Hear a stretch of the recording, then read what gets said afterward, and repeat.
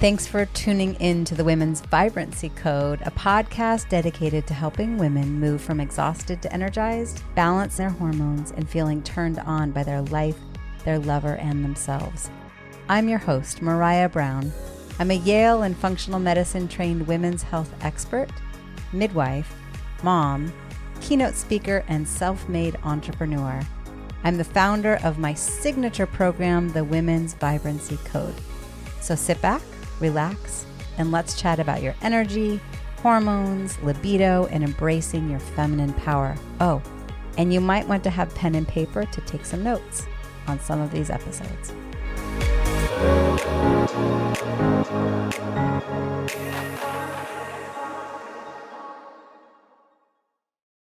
We're going to talk about desire on fire. Welcome back to the Women's Vibrancy Code podcast. Maraya Brown here. And with me, I have Ellie Montgomerie. Are we doing both? Yeah. Yeah, totally. I mean, yeah, totally. I'm thinking you may have some women who knew me as Ellie Shepley. Yeah. So good to throw that in there. And now you're Ellie Montgomerie. And there might be someone listening that knew me as Mariah Kennedy. Or I grew up as Mariah Kennedy Friedman because my parents were separated and I took on both. And now I'm a Brown. Anyway, Okay. Who is Ellie? Let me just read her bio real quick. And we're talking about desire on fire today. So Ellie Montgomerie she works, well, today it's just you, but there's generally two of them. Yes. So as I'm reading the partner, she's not on, but yes. I'm looking at the bio and there's the I have a work wife. Yeah, there's an R in there. So I was going to say Ellie Montgomerie R, but there's no R. They are pleasure and intimacy experts committed to women living turned on, connected, and satisfying lives. They've worked side by side with some of the top sexuality and intimacy teachers in the world. These women are the millennial authorities in the global-wide movement of the new feminine. Through their retreats, programs, and international sisterhood community, they've taught thousands of women how to create wild, confident intimacy, hot sex, and fulfilling relationships.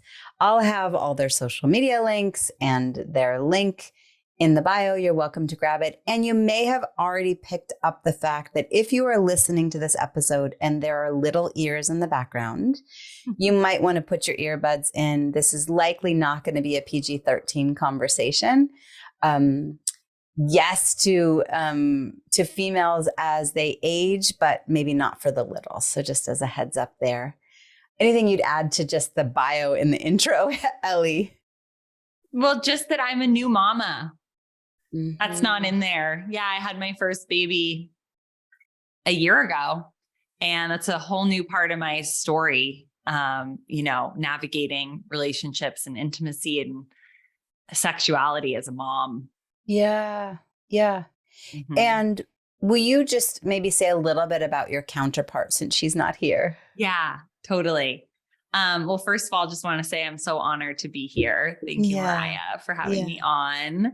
And I just love everything you're about and helping women feel juicy and young and sexy and supporting with hormonal health, which is among, I know you do many other things, but it's such an important, crucial conversation for women. So, just thank you. So inspired by you and what you've created and are creating, and really excited to be here. The feeling's mutual. Mm-hmm. And Amy and I are sisters on the path, best friends. She's the godmother to my son. We're living together right now on a fun, we call it our witchy compound in Austin, Texas. And we started this company in 2018. We hosted our first retreat with 7 women. And since then have gone on to create a 7-figure international sisterhood. And we lead in-person big events with hundreds of women focused on pleasure and intimacy and sensuality and feminine empowerment. And we do this together. And she's not here today. She's traveling to Bali unexpectedly, which is a very Amy thing to do.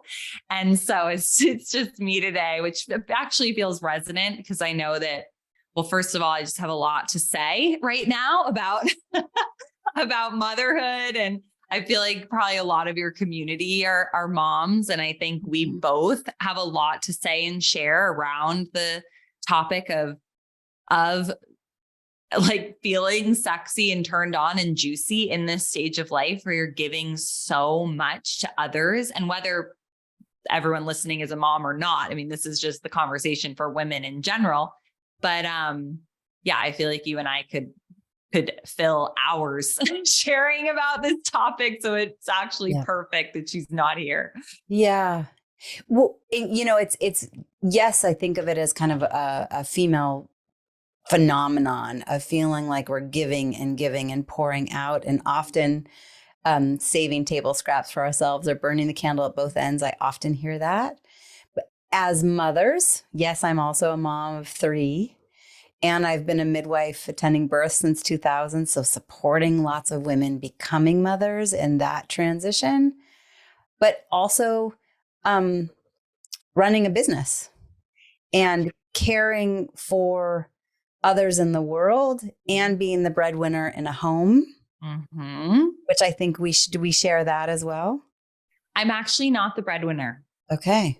Yeah, I'm not, which, you know, it's interesting. I've been reflecting on this a lot recently because I it's almost like both positions are challenging in their own ways. Like being the breadwinner is an intense position to be in and can carry, right, like burden and stress and all that.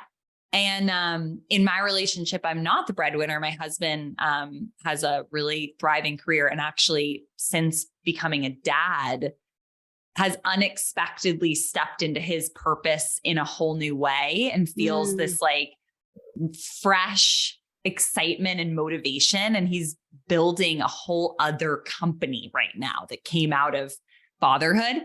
And so there is this way where I feel, we easily fall into traditional gender roles, especially now being parents, because he is in that more like provider role. And so, it's been a whole world to navigate, parenting, having businesses, you know, both of us really kind of wearing the CEO cap, and also trying to keep our sex life alive. I mean, it's no joke. While living with your co-business owner. Right. Yep. Which actually has been incredibly supportive and transformational. She is, she's like family, and she also is really committed to personal growth and has gotten my husband into some deep healing over the last few months that I don't think he would have stepped into without that support from someone that wasn't me. Right. I let go a long time ago of like trying to get him to do things, and just really, because I realized that was me really being in my masculine energy of trying to like fix and control him. And so it's really been a practice for me to trust that he, you know, can lead his own life and his own path. But my husband has a really, he had a really challenging childhood, and through this healing work that he's been doing recently through Amy's kind of invitation, he uncovered a deep childhood trauma that has been like really blocking his ability to receive love in his life. So I share this just because it's so current for me and so present, that just the importance of this conversation around trauma, especially sexual trauma, that I was not that connected to. You know, I don't have that as part of my story. And so I just didn't have the lived understanding of what a block it can be, especially around sexuality and intimacy. So yeah, there's been miracles happening inside of our marriage with her coming into our life in this more immediate, close way. Yeah. And I'm sure jumping right in to right, sexual trauma. But well, yeah. And I'm sure as we talk about desire and on fire and the sexual shame and guilt and trauma that inevitably comes up in the context of our desire and our relationship with sexuality, and to remember that it's there. I mean, what we know statistically, 6 out of 10 that we know, likely much higher in regard to females. And I think most males, it just never is talked about. And so to know that for those of you, so let me, rather than me saying it, Ellie, for those that are listening that have conscious history of childhood sexual abuse or sexual trauma, and for those that are listening that maybe it's not conscious, maybe it's somewhere embedded in your cells and you just have these underlying feelings and don't know where they come from, it could be a history of sexual trauma. And so, Ellie, as those individuals, as people are listening to our conversation today, what would you say to them right up front? Yeah, it's, well, what I'm learning through this experience of going through this with my husband is that just how important the nervous system is for everything, and how when you have trauma, sexual trauma in your history, what can happen is it can get stuck in your body, right? Locked in the body, and lead to all kinds of things. So my husband had done a lot of personal growth work over the last 15 years, and most of it was cerebral, right? He had done the Landmark Forum, and, for those of you know about that, it's kind of an OG personal development program. And he, he's 15 years sober, and he'd done a lot of healing work, and he's done a lot of personal growth. And yet there was a level that he could not access that we now understand is because it was living in the body. Yeah. And so this, for anyone who is struggling with that, I think it's just for us, it's just been the understanding that it's in the body, right? So if we're trying to address it from a head place or talk therapy or any of these things, it can get you so far, but it's not going to get to that deepest level where you can really get free from it. And this is what I now understand, is that you actually can get free from it, which is so, it's been so remarkable to watch him discover this and heal it.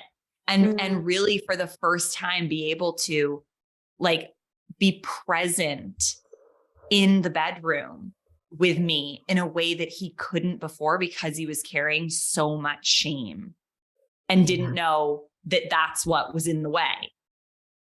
Yeah. So it makes me think of the book, The Body Keeps the Score. Yes. For those of you that follow, so good, right? And for those of you that follow my work and the ways that we support women, most everyone that comes in my space receives rest sessions, which with 2 R's, with this kind of goal in mind, to know that it's stored at the cellular level, sometimes lifetimes ago. And that's a little bit woo-woo for those that, again, we get to stretch you a little bit. And the body keeps the score. And so for those of you that are listening, if in the context of this conversation, you feel triggered, you feel strange feelings, whether maybe you feel a lump in your throat, maybe you feel tension in your stomach, maybe you feel a tightness in your chest, maybe you feel a clenching down in your pelvic region, maybe your palms are sweating and you don't understand why. Aches and pains that resurface and you're like, why does this keep showing up? Or you listen to this and this afternoon end up in an upper limiting scenario where you're in an argument with a friend or feeling frustrated about something or become ill. I Or you're believe, just disinterested in sex. yeah. You're just like, don't want it, don't want to go there. Mm-hmm. Right. So, right. Often people come to me and say, I just don't have much of a libido. And I go, okay, we can look at your hormones. Yes. And maybe there's some physiological answers. And we also get to look at, is it that you're not turned on by what's being offered to you? Mm-hmm. Is it that there is work to be done in the body and in how we think to revive your relationship with desire? Yeah. Beautiful. And so insert Ellie, and Amy, and this is what your work is, cultivating desire. Can you just give a little bit of background? How did Desire on Fire become what it is? Where did it begin? Yeah. Yeah. So I totally happy to. So I was in my mid-20s, living in New York City, building my Juice Plus business, hustling. I loved what I did. I was so into it and into personal growth, working on myself. And my life was pretty good, except for one area where I felt incredibly stuck. And that was with men and intimate relationships. And I wanted a boyfriend. I wanted a partner. I wanted deep love and partnership and connection. And I could not figure out how to even meet someone that I was remotely, at the time, the language I used is like someone on my level, it was that. And Amy and I used to call each other and complain about men. That was really the beginning of our friendship. And, where are all the good men, and why can't we meet them, and that kind of thing. And at a certain point, I ended up, a relationship ended, and it was very painful. I was dating this guy, and I now know I couldn't be vulnerable. I couldn't ask for what I needed. I didn't even know what I needed. And so I kept waiting for him to initiate vulnerability. And a friend said to me, it's like your two kids standing on the edge of a pool going, you jump in first. No, you jump in first. She was like, you just need to jump in, take the leap, and like, see if he jumps in with you. And so that helped give me the courage that I could, start to speak some truth inside of the relationship. And I did. And it very quickly became clear that we were not a match. We didn't want the same things. And we broke up. And at that point, I said to myself, I really need to do some work on myself in this area, because I am struggling. I do not feel like I have the tools that I need to really create what I want to create. And I looked around myself and I was like, how am I going to figure this out? Like Cosmo magazine and these like stupid, things that I'm it's all like how to get the guy. And it just all felt so off in my body. But I didn't know where else to turn. And I ended up discovering personal growth work focused on intimacy, desire, sexuality, sensuality. And I had not known that this world existed. And so when I discovered this, I just dove in. I was like, this is what I need. I need support. I need mentorship. I need people who, are further along this path than I am that can help me. And I really started to discover that my most important relationship is with myself. And my own body and my own pleasure is where it needed to start, because I didn't know how to build a great relationship because I didn't have a great relationship with me. And on a surface level, I did, like I was confident and I knew how to crush goals and all that, but I didn't know how to touch my pussy. I love the word pussy. I now use it. There's a great book called... What do you love about it? Well, there's a great book called Pussy, a Reclamation by Mama Gina is her name. Highly recommend it. And it's all about how we don't have a word to even describe, like there's vulva, there's vagina, but they're like clinical, right? And so pussy kind of like captures the whole thing. And it's really in the book that she describes what it means, but it's like empowering and just can kind of capture the whole world of it. And she talks about, really our pussy, our vulva being our inner guidance system, like the most important relationship we have. And that most of us don't even have a name for it, let alone like a relationship with her. Mm-hmm. And so that was really illuminating for me. And I started to build a relationship with my body and my pleasure, and learn how to touch myself, learn what my body liked and didn't like. And that was a very important journey that laid the foundation for having a romantic sexual partnership that actually is fulfilling and works. And so through that journey, I ended up meeting my now husband, Rob. We've been together 7 years, and the relationship is completely 180 degrees different than anything I had before doing this kind of work. And the biggest thing I had to do is let go of like meeting a guy and like immediately putting my claws in. Like I had to really take partnership off the table. It sounds, counterintuitive, and learn how to just be open and vulnerable and myself with men without like picturing my furniture in their apartment. It makes me think of that movie, How to Lose a Guy in 10 Days or something. Totally. Totally. That was me. Me. I was like obsessed with meeting my husband. And so of course I wasn't in the right energy to just get to know someone. Yeah. And so I took it off the table, and I really started practicing new tools of revealing and being real and saying things that I thought would turn a guy off, and that ended up really creating real connection. And I ended up meeting my husband, and it's just been like the greatest awakening journey of my life. We trigger each other in all the best ways. Like he's so, such a strong alpha man. And in the beginning, I found it really confronting and challenging to my ego as a like boss babe, kind of, that was my identity. And, through the relationship, I've really learned to soften into my feminine and love and appreciate the masculine in myself and in him.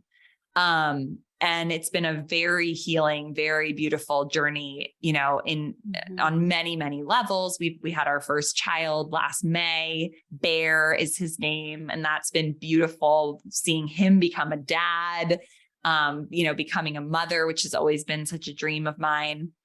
So anyway, that's how desire. So that's been my journey. And I never thought I would do anything other than Juice Plus. I was like, I'm going to do this for life.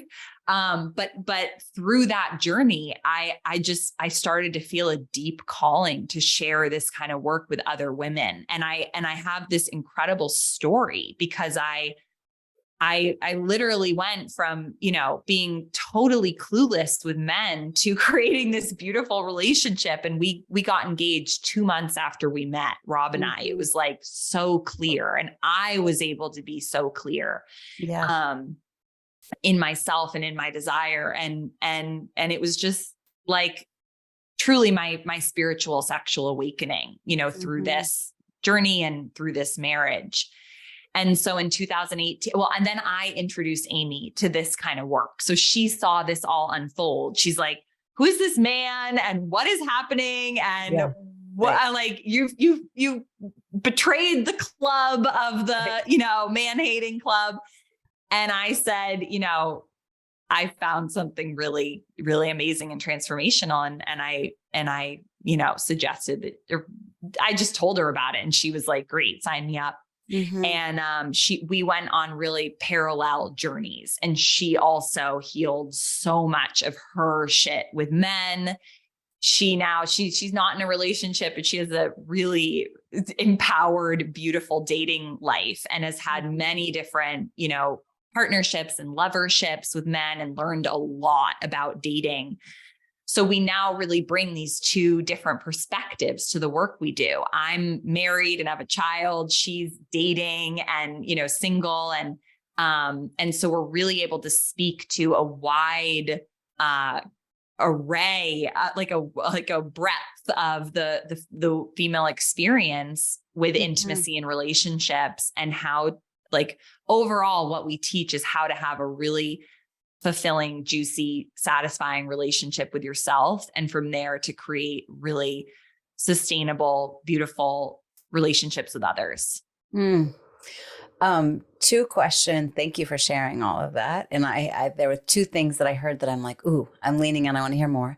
First was referring to Rob as a super alpha man.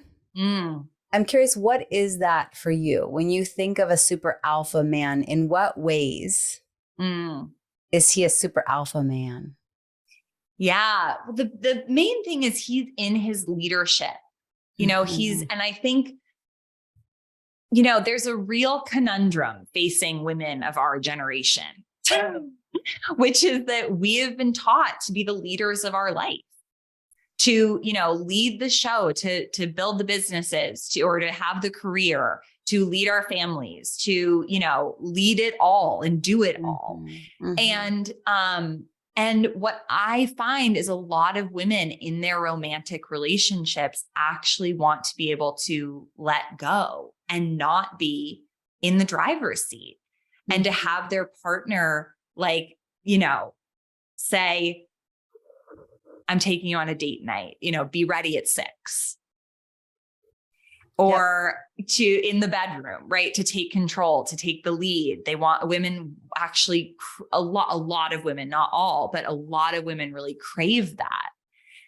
And yet we constantly, because of our conditioning and the way that we've been taught we need to be in the world, right? The independent women, or the boss babes, right? We've been conditioned and it's really sad. We've been really taught to emasculate men. And to perpetuate that there's no one on my level. Yeah, no one can do it as well as I can. And no good men out there. And then we see the evidence of that over and over again. Yeah. And one of my teachers, I just adore her, is Allison Armstrong. I love her. I've interviewed her on this podcast, actually. I saw that. It's amazing. Yeah. She's just so epic. For those of you that are listening, it was back in like the first 10 episodes. So go back to the beginning. And I have to go back and listen to that. That's so good. Fun. I adore her. Me too. And she really has helped me to understand men and the differences between men and women. And because the more I understand men, the more I understand that men aren't just, she says that women see men as hairy, misbehaving women. Right. As we run around with our berry basket. Yeah, totally. And it's like, why isn't he doing what I think he should do? It seems so obvious. And it's like, no, because he's a man. He's not a woman. He's a man, and men are different, and they have different motivations and ways that they think and all of that. So all I mean by alpha is like, he's in his leadership, which I love. And I want a man who's in his leadership. And it doesn't necessarily mean like, that he has to be earning more money or any of that. It's really more of an energetic thing, that he's in his power, he's in his leadership. And I am supporting that. I'm not like trying to fight him to be the leader. And that can be really confronting to my ego, especially when I think that I'm right, or I know what, the way things should go, or how he should load the dishwasher or whatever. Right. And there's a balance here, because it doesn't mean that we don't speak up and use our voices and ask for what we want and all of that. Yeah. But my dad was more of a beta man, more of a, just softer, and my mom's kind of the dominating force in our family, and that really works for them. But that's not what I want in my relationship. Yeah. I'm a different being, different than my mom is. And so I've really had to let go of a lot of my kind of what I learned, you know, and my tendency to want to control or jump in there, and reserve my boss babeness for my business, which is a valuable skill set, a valuable energy, and then be able to switch that off at the end of the day, you know, and really. Right. And I'm hearing to stop emasculating them. And we can be in our leadership in spaces, and then allow for those of us that are in relationships that are heterosexual to allow the men in our lives, even not even sexual relationships, but working relationships, as we're interacting. We all interact with men, whether we date them or not. Right. To allow them to be in their leadership and allow us to be in our leadership, but allow that polarity and dance to take place. Yeah. And it, you know, I was listening to you, I was thinking through, I have 3 clients right now, all of whom are just owning it with their careers. Multiple, you know, one of them has built, I think, 4 7-figure businesses. Wow. Yeah. The other, both 7, 8-figure businesses, just like out there doing and doing amazing, impactful things in the world. And all 3 of them have talked to me about how much they love playing that sub role. To allow the sub dom thing to show up, and just I make so many decisions all day long out in the world, showing up as the leader. In this relationship, I want to be able to fully relinquish and let you as my partner show up in this version of masculine alpha to be the leader. Yeah. Just own me. Tell me what to do. I will let you know when you're butting up against a boundary that doesn't feel safe. But just to want to play that sub role anyway. And then I also, right? That's beautiful. Totally. And I think if anyone's listening, they're like, oh, I want my man to do that. Or I wish I could let go of control. It's like, we got to take responsibility of where we're cutting their balls off, because it's the other thing I see is women falling into this entitlement energy. Like, why isn't he giving that to me? And we often play a part that we might not even be aware of or seeing, where we are making little comments or, you know, rolling our eyes at things that he does, or, you know, these little, and Alison Armstrong in her book, The Queen's Code, she lays it all out, like all the ways that we emasculate, and they can be really subtle, but have a big impact to where, you know, the message to your man might be like, you're an idiot and you don't know what you're doing. And so we can't expect him to show up in his power, in his leader, in the bedroom, if we're, you know, cutting his balls off in every other area. And I'll be totally honest and forthcoming. It's a message that I need to hear right now. In the context of my current relationship, we're definitely in a growing phase. And I have to go, okay, if I am playing the loop of, I don't feel like I'm receiving enough, or I'm not being cared for enough, whatever loops I play, to go back to where am I allowing it to come in, and opening up the invitation and allowing my softness to show up, so that there's space for him to be in his power, knowing that in my scenario, his leadership shows up in very different ways. But I think what I'm hearing from you is it's how are we expressing our leadership in the household, our leadership in parenting, our leadership in our sex lives, our leadership in the working world and income generation. That's so beautiful. Thank you so much for sharing. And I so relate. And I'm sure so many people listening will relate. And I think the biggest thing that I'm learning right now around this is that what tends to be so hard for us as women is the exact thing that we need to do and that works, which is revealing our hearts and our feelings to our men. And for me, it's excruciating. Like, I would so much rather be in my head being like, I need you to do this, or like, this isn't working and this is why, or like, these are the patterns that are playing out, or blah, blah, blah, blah, blah, blah, blah, blah, blah. Mm-hmm. And it's like, that does nothing for our intimacy, for our polarity.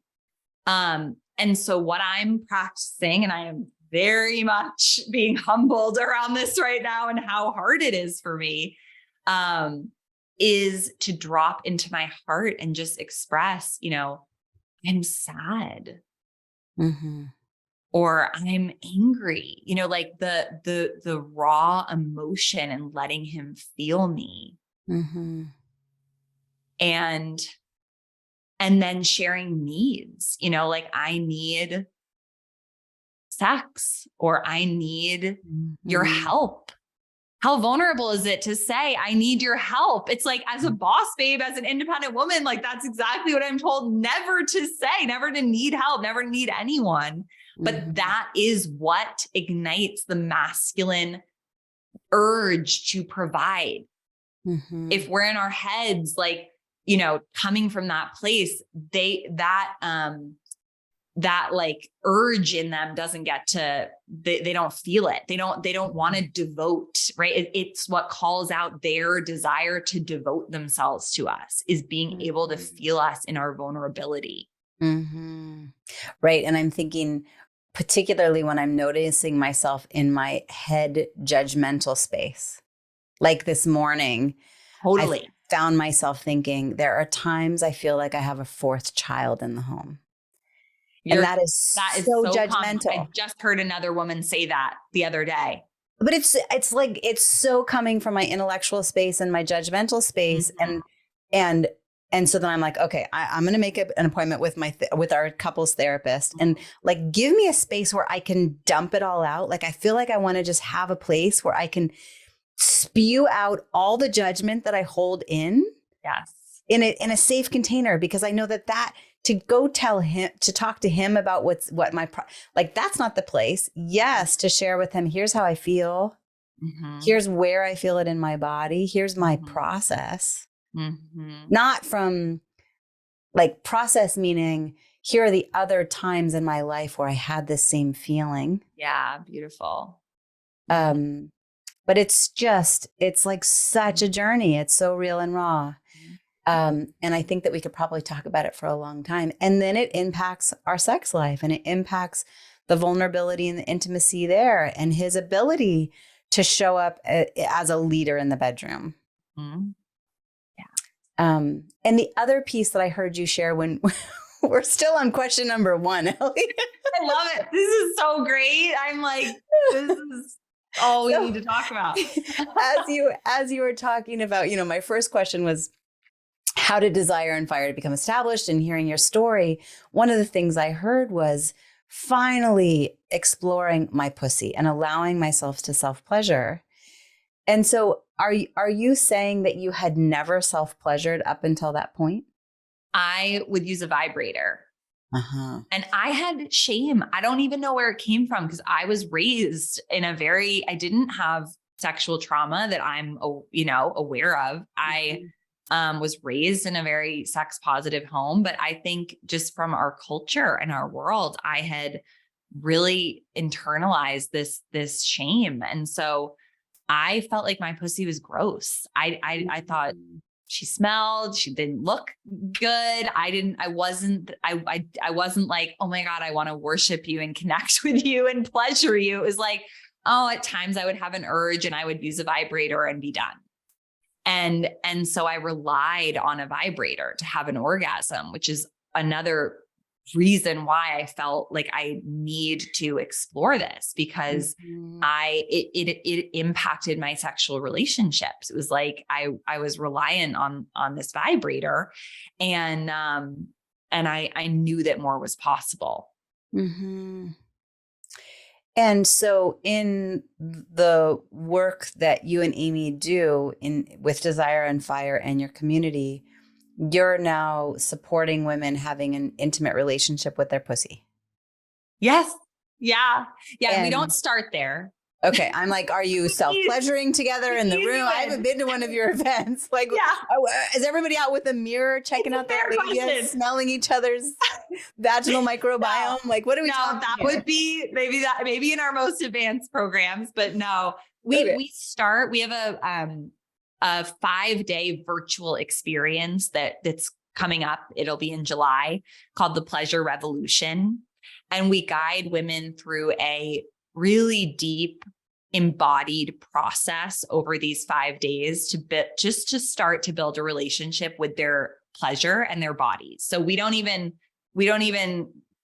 go to the pussy yet. We just start with, what's your relationship to your pleasure? Where are you ignoring your body, overworking, stressed out, running around, living in your head?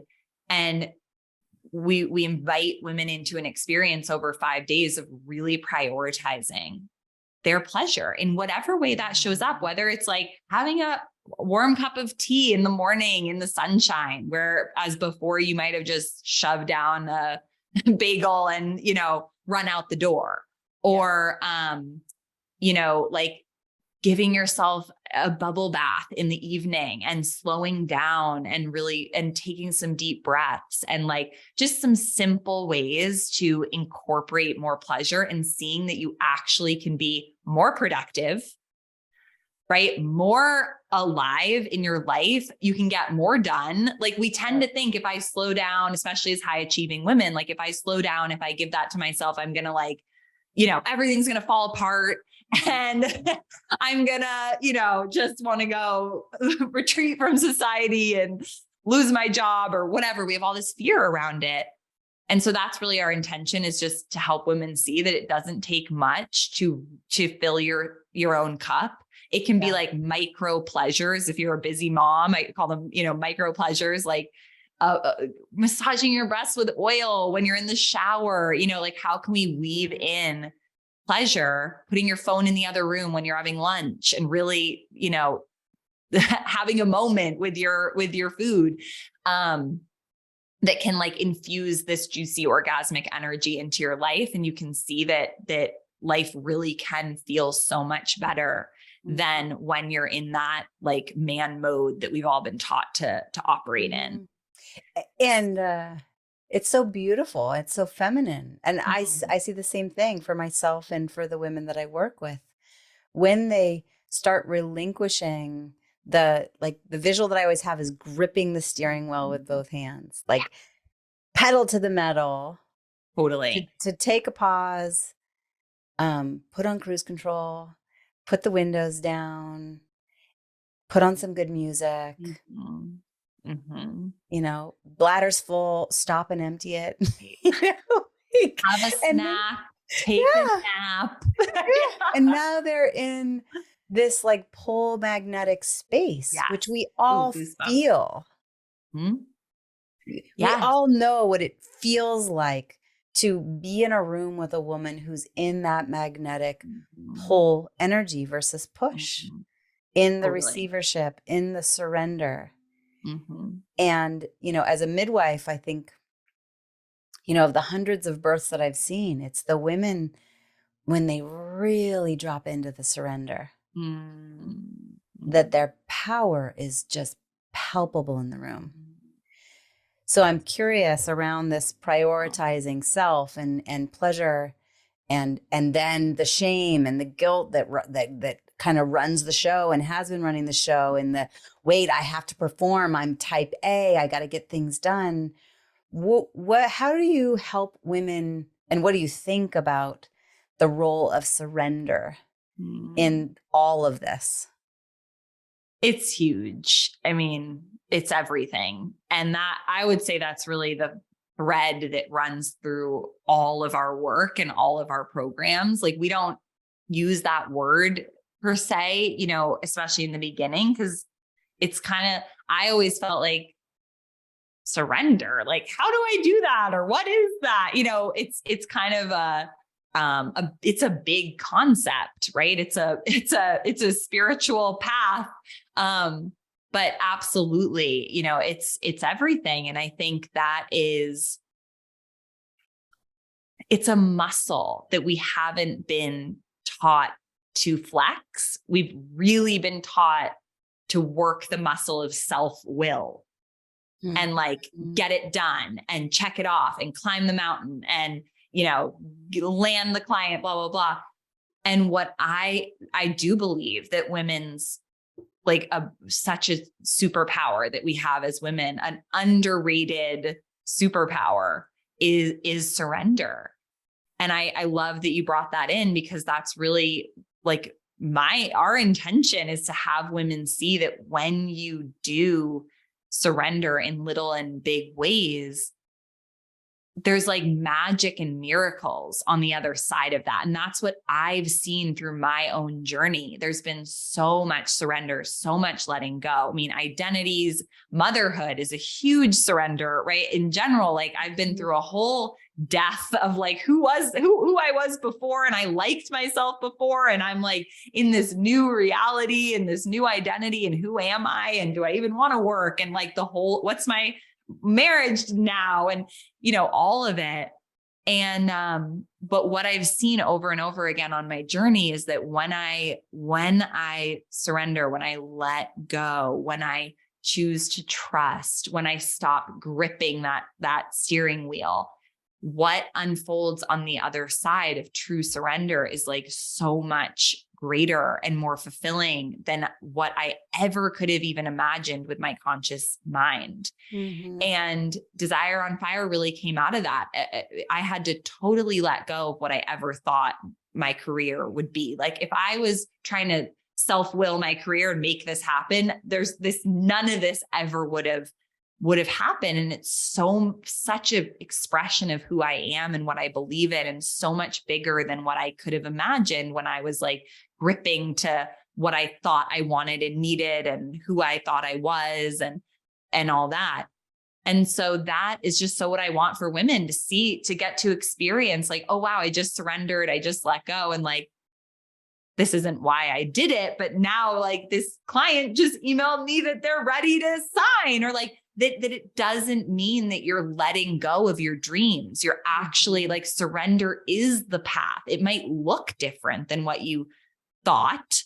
But like the things that I have that have come into my life on the other side of surrender are so much more precious to me than any of the things that I was gripping to before. Yeah, I love it. And the thing that comes to me is trust.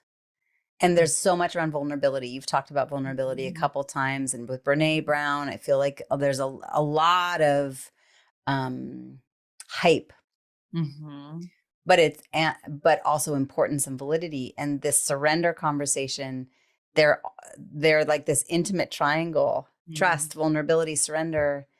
They feel to me particularly, well, I wanted to say particularly for women, but not just for women, for human beings.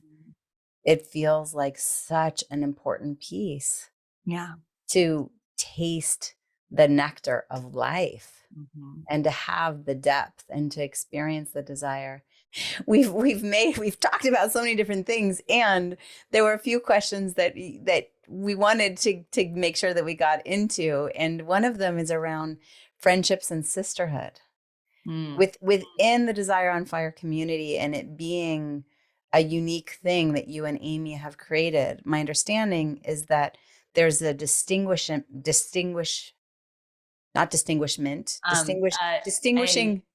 we can distinguish between friendship versus sisterhood. Yes.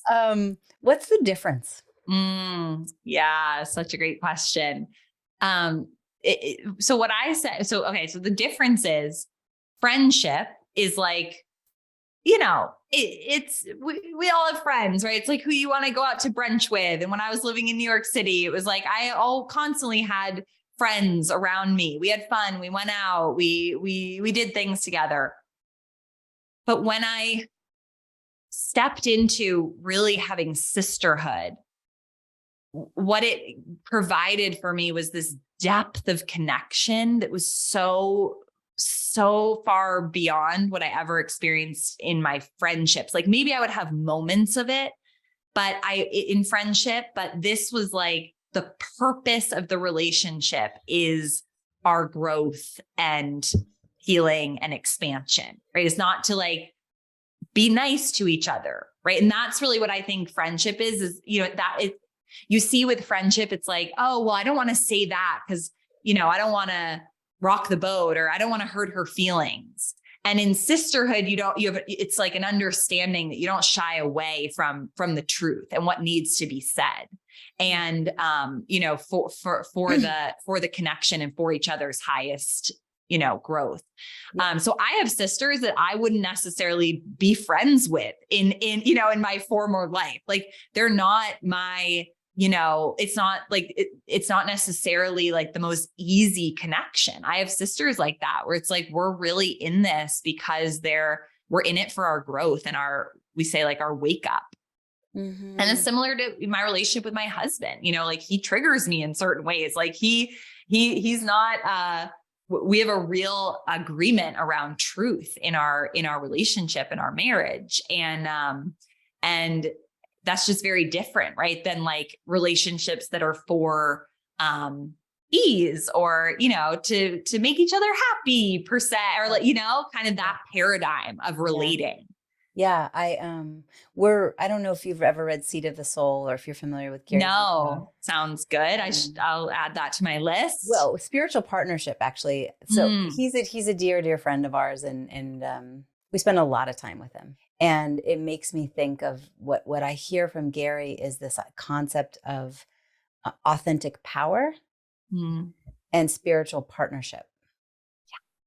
That we are here seeing one another in the potential of our utmost power, and that we're here for the depth and for the journey to be able to hold one another in that light and be there to trigger and mirror and love and ask the questions and remind each other to drop into our bodies. You know, he'll often say, you know, he asks me, is that from fearful parts of your personality or about fearful parts of your personality?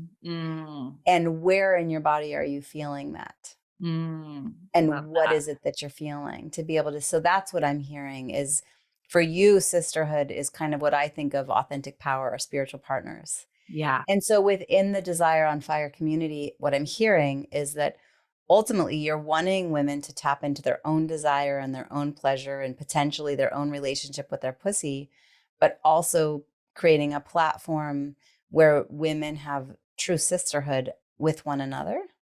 Absolutely. And, you know, this is really, I've said a few things. I'm like, yes, surrender is really what we do. And pleasure is really what we do. But like really the kind of foundation of what we do is sisterhood. And our kind of stance on this is that true sisterhood, like deep, connected, nourishing, fulfilling relationships with other women are really like missing in most women's lives, and B,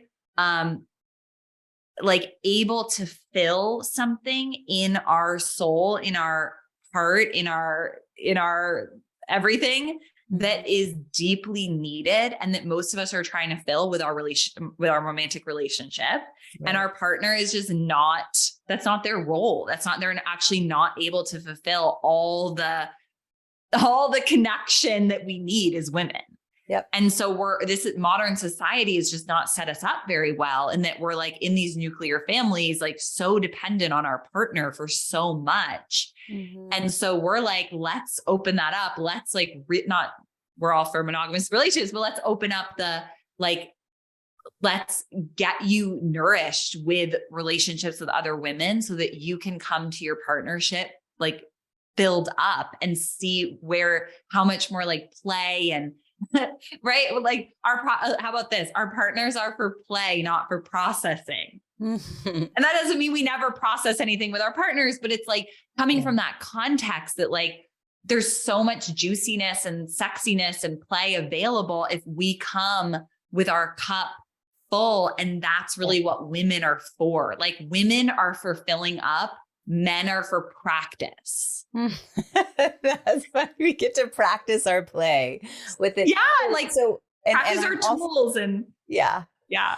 So I'm hearing that there's definitely the community is predominantly for heterosexual women longing for monogamous sexual relationships. It's a really good question. And I'll just say, Amy and I are both primarily heterosexual. We are, we're actually way more kinky and kind of explorative than we present. But we are primarily heterosexual, and we love having all different,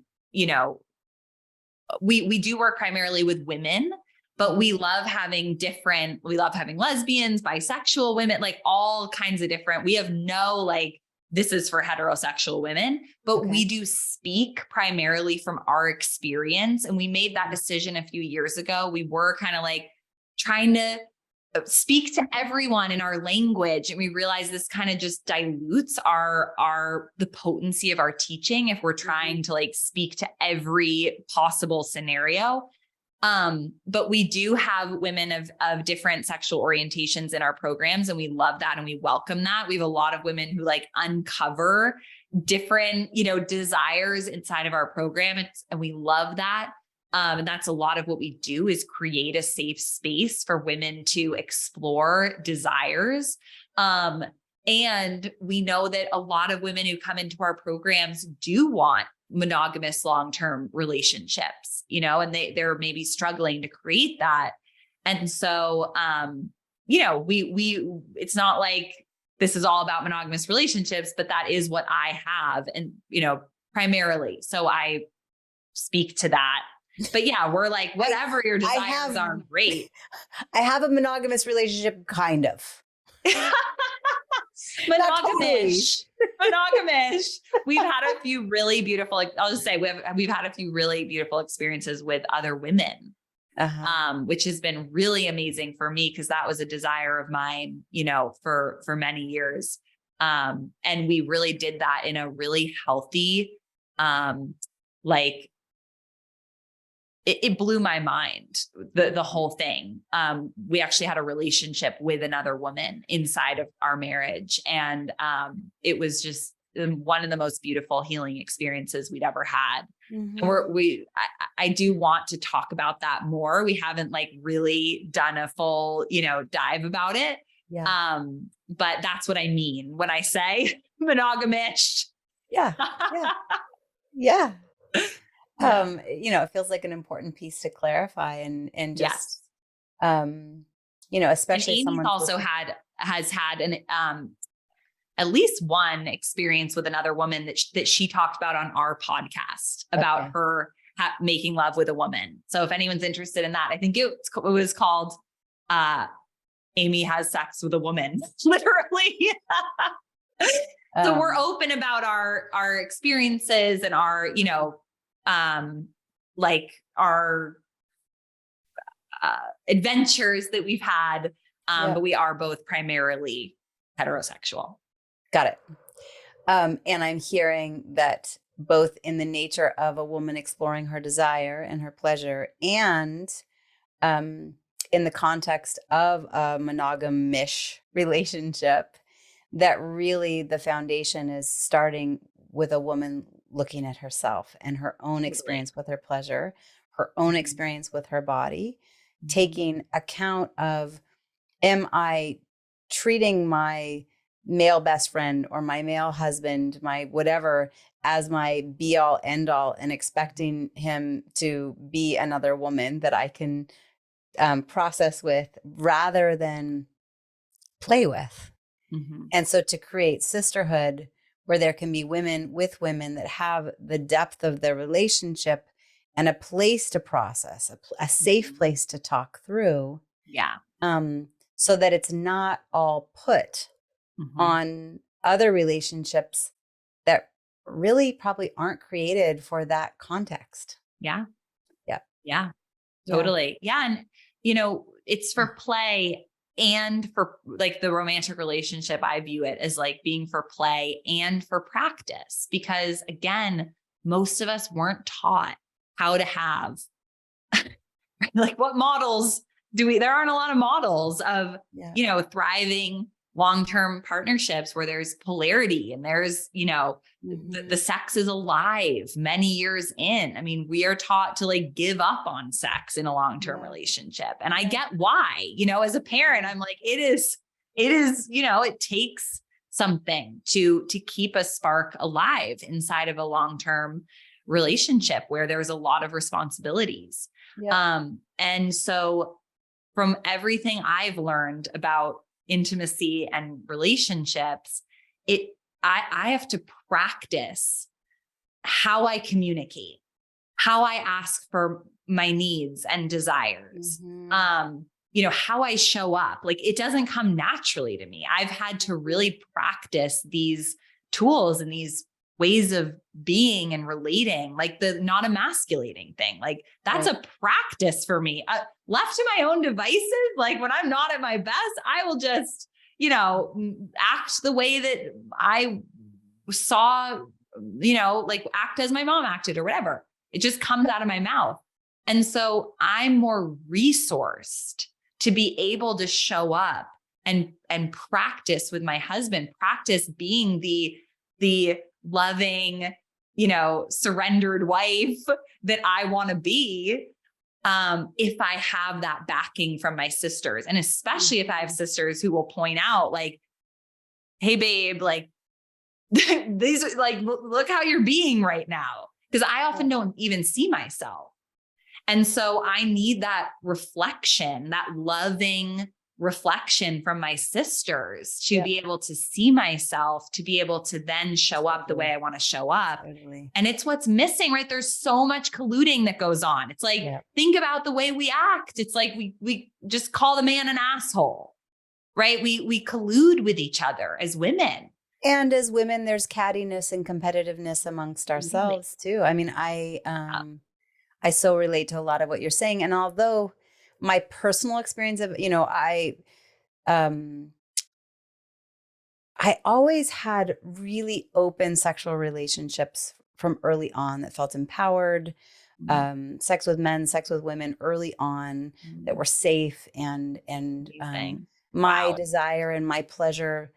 It was just a really exploratory and open space. And then being around birth, since I was 23 years old, I've been privy to some really intimate, amazing moments and experiences. And then I've been running women's circles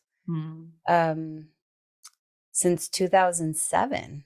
Wow. And so perpetually saying, I feel fed by my own self-exploration and to look for depth and look myself in the mirror. And I also know that I need to be around other women that were willing to circle up and talk about real stuff.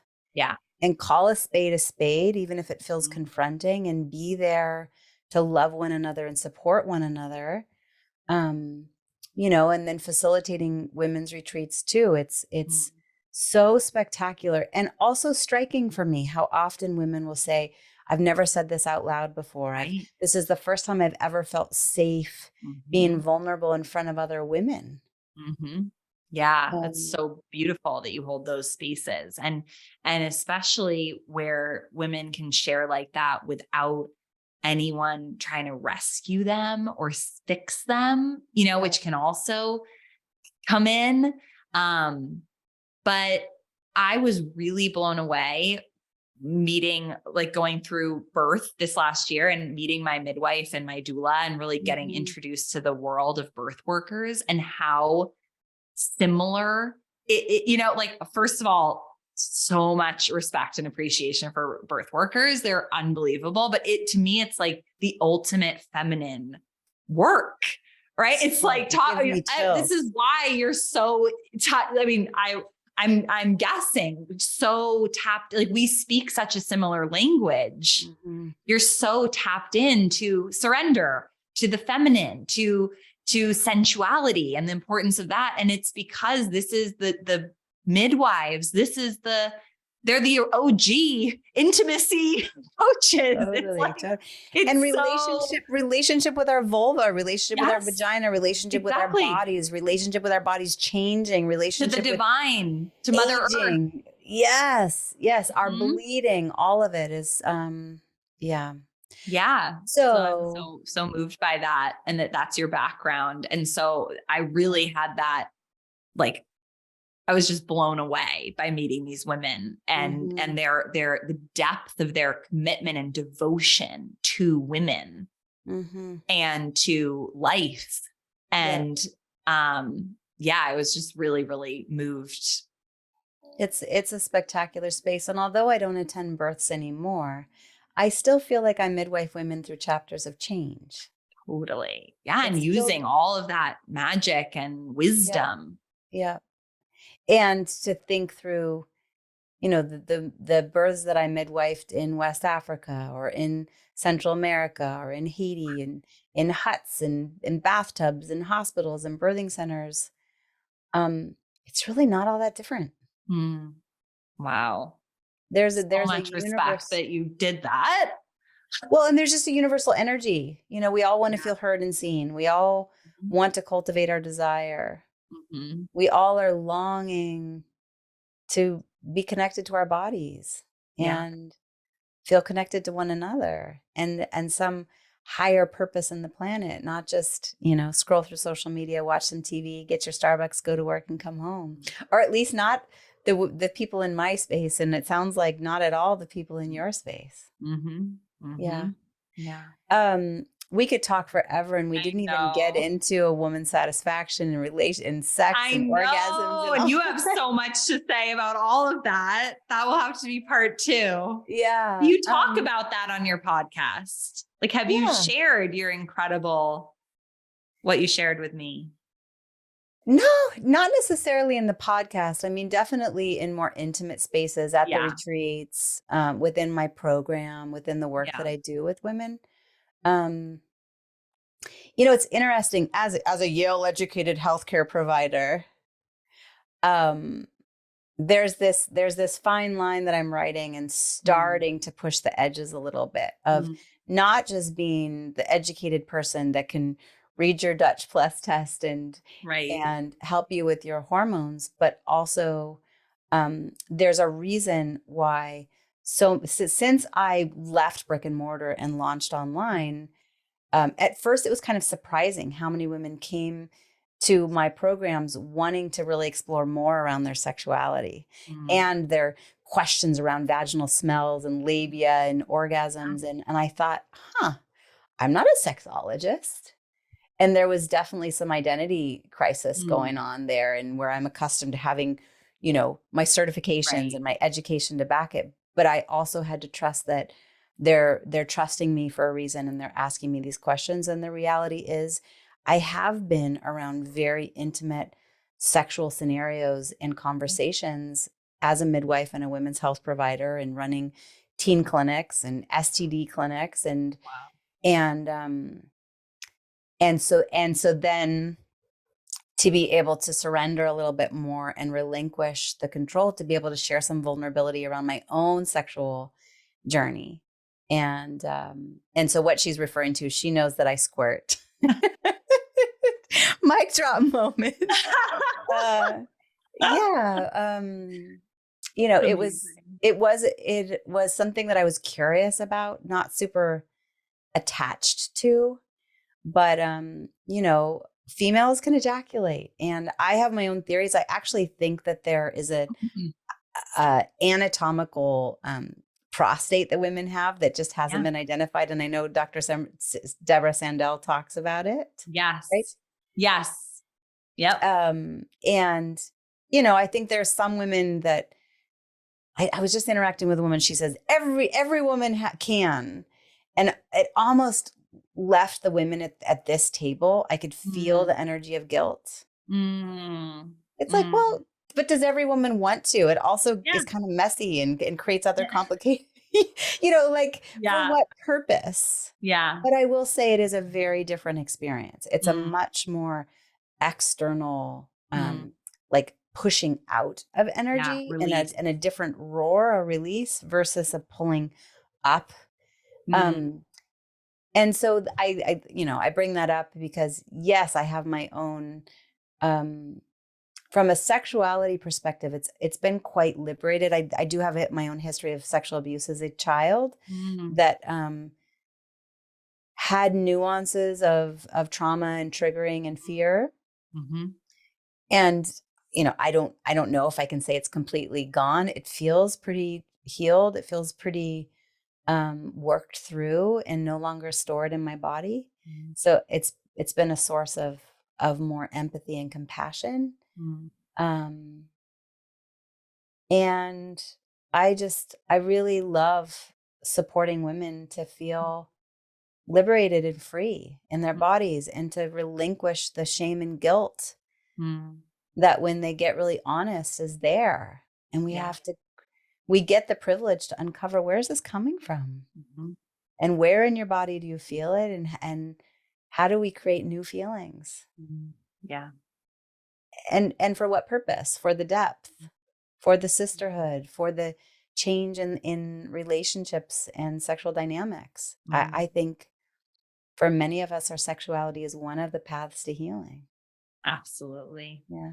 Amen. Anyway, The perfect note to end on. well, but you get to end. So your last parting words of anything else that you'd like to say to those that are listening.